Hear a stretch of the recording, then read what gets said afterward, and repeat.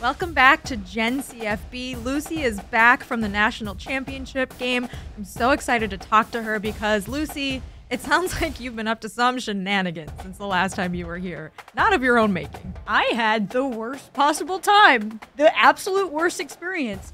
I think that Washington fans had a better time at that game than I did. Oh, no. Okay, let's start from the beginning. What happened? So let's start from the Rose Bowl.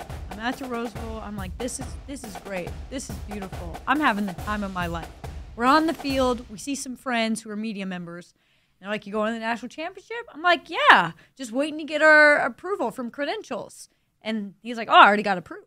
I was like, oh, I guess we just haven't heard back yet. That's super weird. I don't know what that is. Zoinks. And then I stayed in L.A. so I could spend time with my friends, take some time off work. And go to Steely Dan. And go see Steely Dan, which that was great. That was awesome. I got sick probably from that, but it was definitely worth it. Yeah, the boomers gave you COVID for sure. It's absolute. To hear Peg, wow. I 1,000 times over would do that. And so I'm sitting there with my friends, and I'm like, I can't believe we haven't heard anything back yet. This is so annoying. So I'm talking on my off week to the person who is in charge of handling the credential situation, and I'm like, hey, have you heard anything back? Have you heard anything back? Have you heard it? No. I said, fine, I'm just going to take matters into my own hand. Give me the phone number. Give me the contact info for who, like, the credential person is. I call them.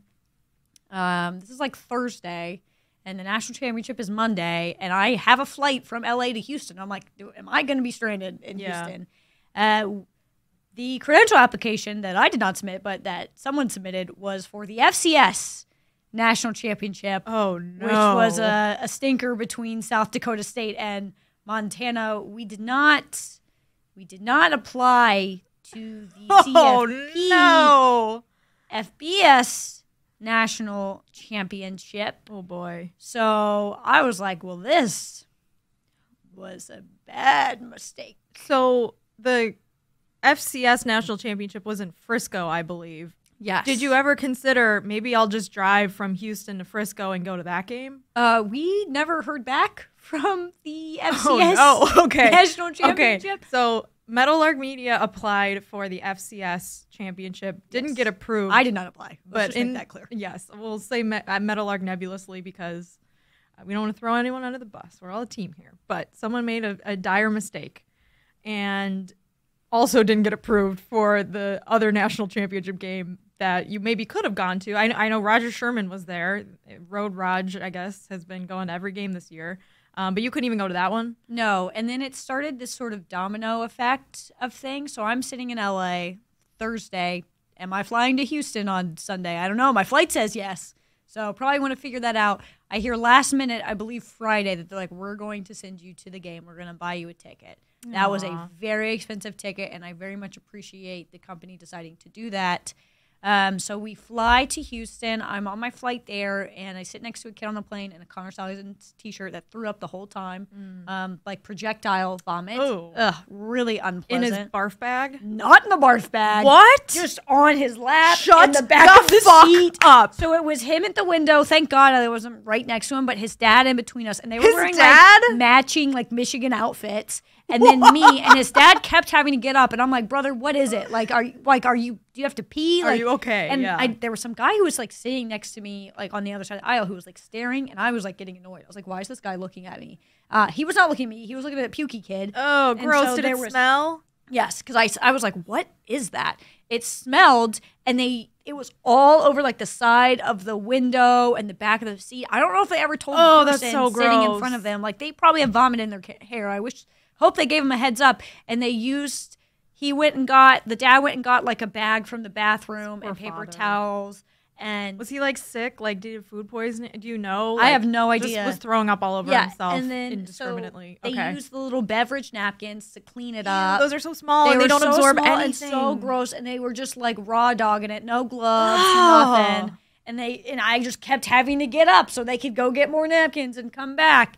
Not my first time I've sat next to somebody on a plane that's puked the whole way too. But really? Yeah. Bad luck. Jesus Christ. Yeah, rough travel. On my flight to Vegas. I hope we're not. I'll set far away. I'll be the one puking.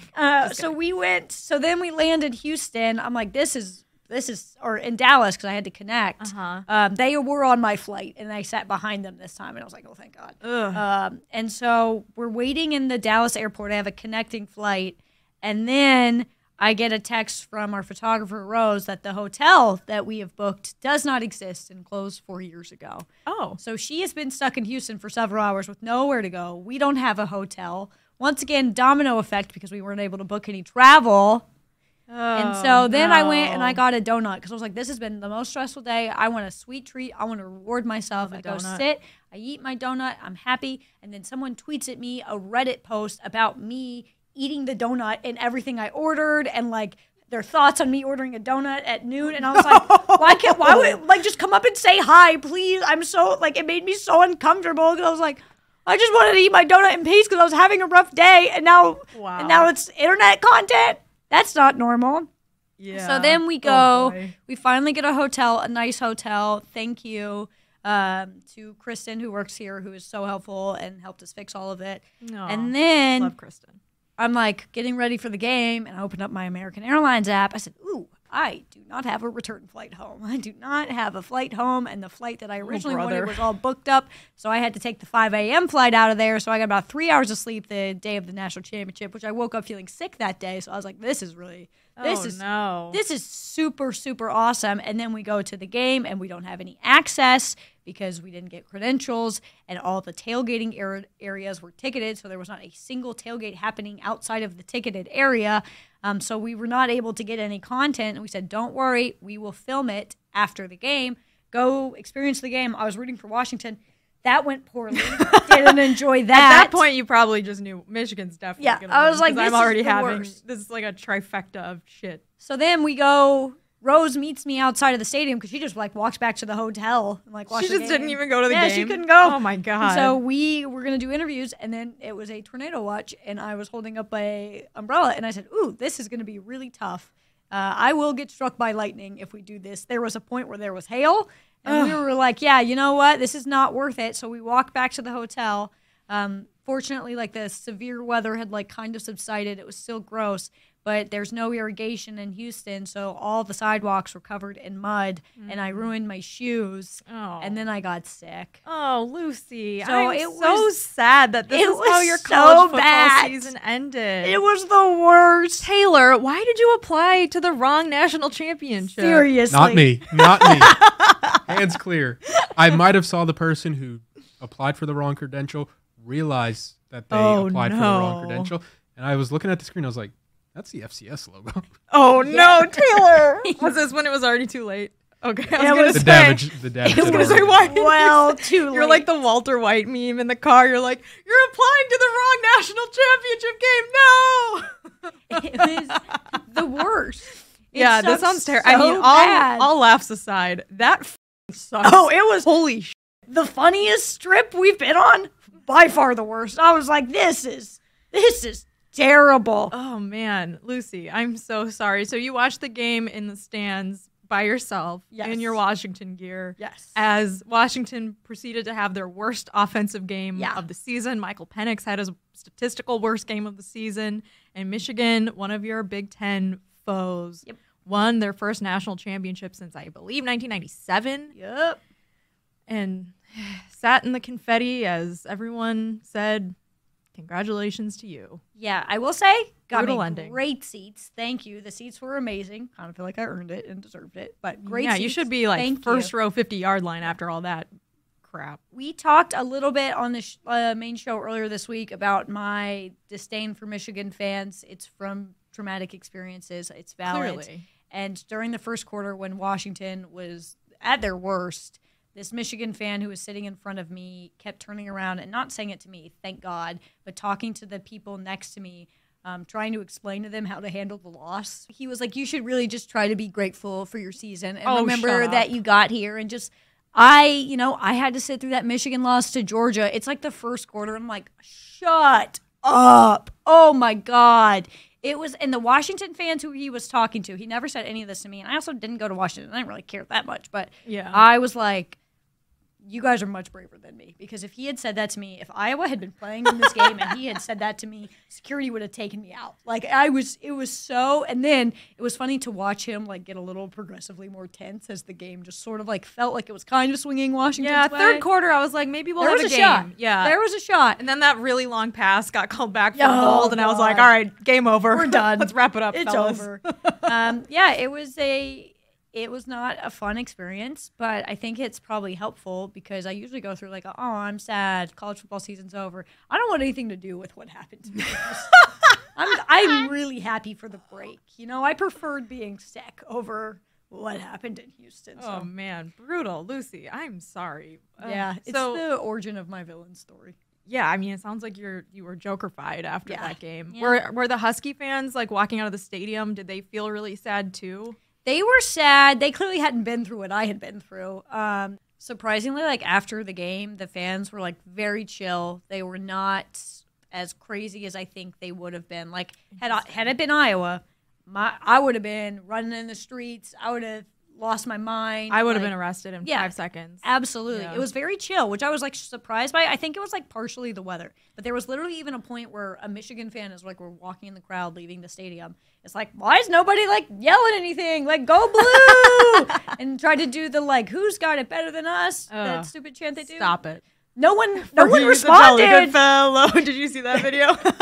I wondered also if it's like a because you mentioned at the Ohio State game the crowd was a lot more. Yeah, they like, were way more raucous. crazy. there. I mean, there's probably way more students at that game, and also like when you're playing at a neutral site and it costs X amount of money So for much money. any fan to attend, you're probably gonna get just like a less rowdy crowd, which is one of the things that about the national championship game that stinks because like. Obviously, you want to play it at a neutral site, but a lot of these NFL stadiums then like lend themselves to like not a great tailgating scene, not really a great like college football atmosphere. So I wonder if you felt that way. It was a weird host. I think something that really stood out to me was like it just was like it felt very like not planned efficiently. Apparently, like the roof was leaking. I saw that. They set off like pyrotechnics, like little like fireworks after the national anthem, but it wasn't ventilated, so it was just hazy. Smoky. The rest of the game, Absolutely. it was just like not. It was just a reminder of like I know that there's a big argument about going on about whether the national championship be at the Rose Bowl or not. I don't necessarily know how I feel about it, but like the atmosphere at the Rose Bowl was 10 million times better than the atmosphere at the national championship game. Also, it was a better game. But like, it was just like the vibes were like a little off. And also it's important to note, I was having the worst time. So my vibes were really off. Poor Lucy. All right. Well, shall we close the chapter on the 2023 national champion Michigan Wolverines and their all of the fun that was had this year for them? The NCAA will open that chapter back up. Well, we'll temporarily close it and revisit it in 3 years when it gets vacated. LOL. This week has been bananas news-wise. We're recording this on Thursday. Nick Saban retired. Coaching carousel in full swing. Taylor, you can add the music in, in post. But what do you make of all of the big changes this week in college football, Lucy? Obviously, the Nick Saban thing is something we'll feel in college football for the rest of time. Forever. I think you said it really well earlier. Like, it wasn't that surprising. Like, we have heard rumors that it was going to be Nick Saban's last year for a while. I think his daughter said something about it being his last year. So it was just, it kind of felt out of the blue, but also felt appropriate. You always sort of felt like he was going to go out on top. Like, he was going to win the national championship and then retire. But, like, happy for him that he's like, you know what? I've done what I've needed to do. This could be his most impressive coaching job ever because that was probably his worst Alabama team we've seen in a very long time. And they still made the playoff. I love that. They still made the playoff, and they were one possession away from winning that. I love most of all that the people making fun of Coach K. Like, I love, we brought it back to making, Taylor, I know you love this. Everyone's like, wait, you mean you don't have to do a year-long retirement tour? Coach K was shocked when he found out Nick Saban great just take. went out gracefully. I love it. Saban was just like, so it's Wednesday and I'm done. Yeah. That was it. He's a legend. But there's going to be a lot of fallout from this, I think, because we don't know who will be the next coach yet. And by the time you listen to this, you might know. So sorry, bear with us. Fast forward. But I'm wondering what you think the funniest or most crazy outcome could be, because I have a couple contenders, but I want to hear yours first. I think the funniest one that I think is like semi-realistic is Mike Norvell at Florida State. He has a very low buyout. I think it's funny from the perspective of he spent this whole offseason upset about opt-outs. Now he's opting out on Florida State as well. That seems like funniest case scenario to me. Names I've seen floated around that I think are funny is James Franklin. That seems like a wild hire. I don't think that Alabama's going to make a bad hire because Nick Saban is like choosing overseeing it. Yeah, so I'm not too worried about it. But Mike Norvell I think is funny. James Franklin would be hysterically bad. I love every time there's any high profile opening and like Pete Thamel or Bruce Feldman or whoever the insider is will tweet out a list and James Franklin's always on it and you're like, man, James Franklin, that would be something else. But yeah, I'm with you. I think like from the standpoint of like the last time I think we did this show was right before the board of trustee meetings that Florida State had. There's a lot of stuff going on, it sounds like, behind the scenes there. So I would not like blame a head coach for wanting to just like not be a part of all of that, because it sounds like it's going to get very messy and lawyery. And not to say that like if you're the head coach of the football team there, you're really involved, but it still is going to be probably a pretty big distraction going forward. And I also think that if Florida State has a vacancy, I mean, you know who the rumor will be, true or not, to fill that vacancy. I would be so curious to see if Mike Norvell does leave. Not even if Deion goes to Florida State, but how Deion reacts and how Florida State fans react. Because Taylor and I went to the first game of the year, or first game of the year was FSU, LSU, and it was a very like, we love Deion so much, or never say that name to me again. Like, he has such a weird relationship with Florida State now. I think he would still go, but it wouldn't be without like a dramatic flair. Yeah. Naturally. Well, I'm intrigued to see what happens. I also am wondering now that like Saban has retired. There was like the first wave of coaches being filled in December, where like, you know, Manny Diaz got the Duke job and Mike Elko got the Texas A&M job, and now that like all of this domino effect's gonna like restart again. So I wonder what will happen to guys that have just committed somewhere, and if they're going to be like kicking themselves that they didn't wait a little bit longer in the cycle. It's so fascinating, and I think it's one of the interesting things about the way the season ends and the calendar works, that you get like an entire month, and this is kind of turned into like college football's equivalent to like NBA free agency stuff, which like is not my favorite part of the game. I prefer to just like watch football games than to talk about all of this, but I do think it's kind of funny, and it's very interesting. Like watching Alabama fans chant anyone but Dabo was something I was not expecting this week. I'm like waiting for a moment where like Bobby Petrino did where he went to UNLV for like 3 weeks and then A&M called and he was like, I'll see you later, Las Vegas. We were never going to work out anyways. This was not going to be a good fit. Do you have the video, Taylor? Let's play the video of the Bama fans. See who's our next coach. But I just have to say this. Anyone but Dabo. Say it with me. Anyone but Dabo. Again. Anyone but Dabo. Again. Anyone but Dabo. One more time. Anyone but Dabo. Yeah. Okay, I think the most absurd thing about this is people putting like flowers and candles at like the feet of the Saban statue. He's still alive. He is so alive. He's still alive. Like what? What? And that's a lot of like food and like drink that they've wasted. Like, here are all these Coke bottles. Like, I would just take one. Yeah, I would just take it. Oh man, it reminds me of that truly vile tweet that you sent me. If you're listening to this, you know which one. You know, we won't repeat it. It's funny. The Dabo Sweeney of it all is fascinating though, because this is one of those things that like if this were 2 years ago, I feel like he's a no-brainer because he went to Alabama, you know, coached Alabama, loves Alabama, won 2 national championships, beat Nick Saban a few times, blew the crap out of Alabama in the national championship game. But now it feels like I haven't even heard his name really rumored the way a few other guys have been. No, it's really weird. Like just 2 years ago, like exactly, it would have been a perfect fit because it was always the question for Dabo was never, is Dabo going to leave and go somewhere else? It's, if the Alabama job becomes available, will Dabo go and take that job? Because they've always kind of been synonymous with each other. We haven't really heard much from Dabo this year outside of Tyler from Spartanburg being like, I don't even want you anyways. Yesterday was a huge day for him. He's like, he's going to be gone. I don't see it working out because I don't think it's a bad hire by any means, but it just feels like Dabo's sort of past his prime. I don't know why at this point you would be able to win more at Alabama than you can at Clemson. You're still bringing in the talent you were. It's just something's a little off. I'm not saying that Dabo is a bad coach by any means, but I think the days of national championships are probably over. Wow. I mean, I still believe in Dabo if he changes a few of the things about him that have, you know, the more stubborn things, like the not having any players in the portal thing. Like, that's tough. Like, he's still recruiting really well. Like you said, I still think he's a good coach, but there's just a lot of things. I mean, also some of the things he says. Yeah, you'd have to change his whole personality. Yeah, right. Like, That's true. That's tough to do. Anywho, we only have a few minutes left, Lucy, but I wanted to run a few things by you because we want to make like a very comprehensive top 5 list of best things from the season.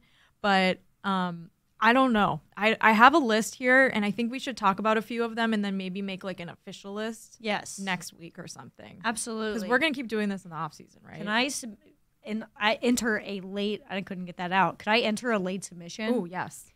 Roma Dunze joining the Oregon Twitter Spaces chat while they were freaking out over Dan Lanning leaving to Alabama and him being like, you need to calm down or I'm going to come back for another year and ruin your lives. That was really funny. That was awesome. But does that technically count as like 2024?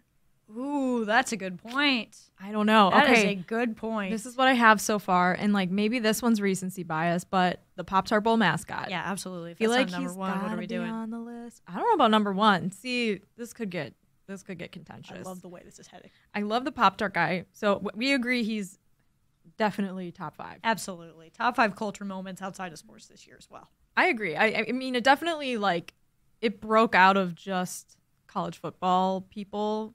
I don't think anyone will remember who played in that game in like a month. I mean, they don't remember now. They don't even remember. Yeah, right. So, okay, we'll put Pop-Tart Bowl on there. This one feels like obvious low-hanging fruit.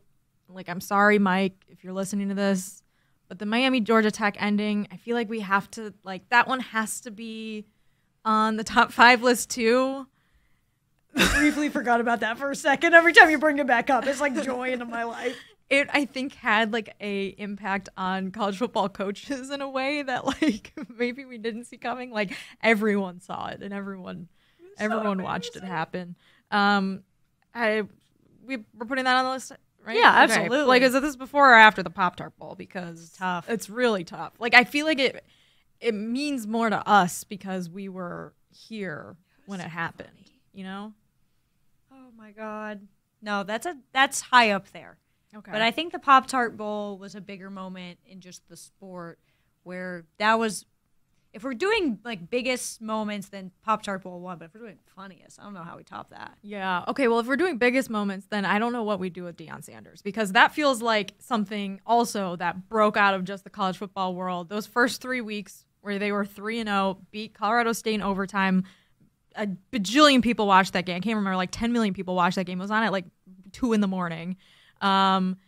They beat TCU in the first game of the season after TCU had just been in the national championship game. Like, it was a big, big moment in college football, but I don't know where we rank that. I think if we want to rank something specific, we could do the Stanford game where they blew a 29-point lead and I left.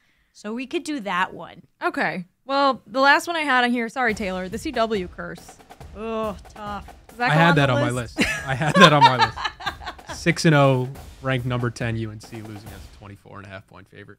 No. Then we have to add Brian Parent's drive to 3-2-5. Yeah. He didn't make it. He didn't make it. It got cut short, but he also wasn't going to make it if it didn't get cut short. Much like Lucy's trip to the national championship, he did not quite make it there. God, I wish our AD had just fired me before doing that. Before going to that trip. That joke didn't come out the way I wanted it to. Redo it. That's all right.